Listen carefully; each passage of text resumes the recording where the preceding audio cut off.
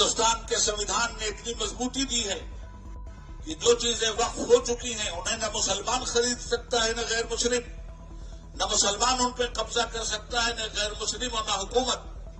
मगर मुल्क के इस कानून की धज्जी इस तरह से उड़ाई गई कि आज कुछ बेईमान मुसलमानों और कुछ बेईमान गैर मुस्लिमों और बेईमान हुकूमतों ने भी वक्फ की जायदाद पे कब्जा और तसल्लुत जमाकर हमें शर्मिंदा किया। हुकूमत को ये चाहिए था कि वक्फ तरमीमी एक्ट पेश करने के बजाय जहां जहां धांधलियां हो रही हैं उन धांधलियों को खत्म करते हुए मजबूत कानून का शिकंजा उन पे कसे।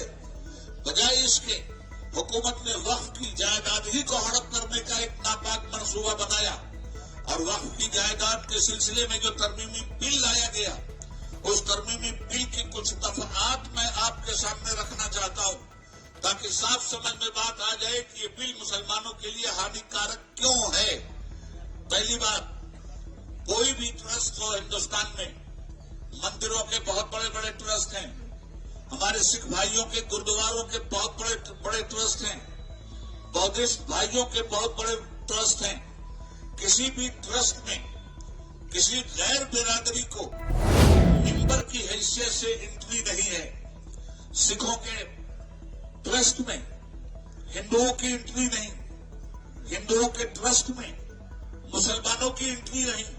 आखिर ये कौन सा कानून है कि आपने जो इस वक्त वक्फ तरमीमी एक्ट पेश किया है उसमें आप ये कह रहे हैं कि वक्फ के काउंसिल में या वक्फ बोर्ड में या वक्फ की इमलाक के हिसाब में मुसलमानों के ट्रस्ट में दो गैर मुस्लिम भी होंगे।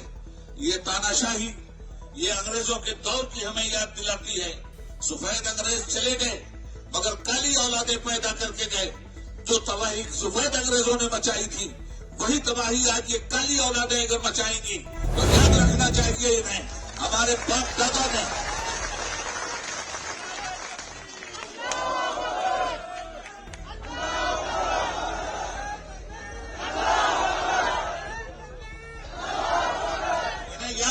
चाहिए इस बात को कि हिंदुस्तान में हम ताबेदार बनकर जीने के लिए तैयार नहीं थे। हम हिंदुस्तान के वफादार भी हैं और हकदार भी हैं। हिंदुस्तान किसी के बाप की जागीर नहीं है। ताबेदारी के तौर पर हमने हिंदुस्तान को कबूल नहीं किया है, वफादारी की बुनियाद पर हमने हिंदुस्तान को कबूल किया। हिंदुस्तान जिंदाबाद, हिंदुस्तान जिंदाबाद।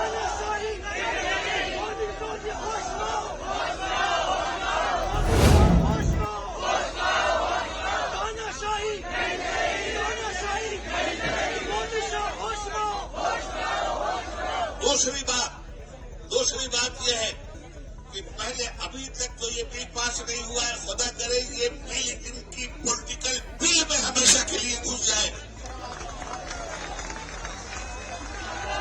मगर अब तक जो बिल है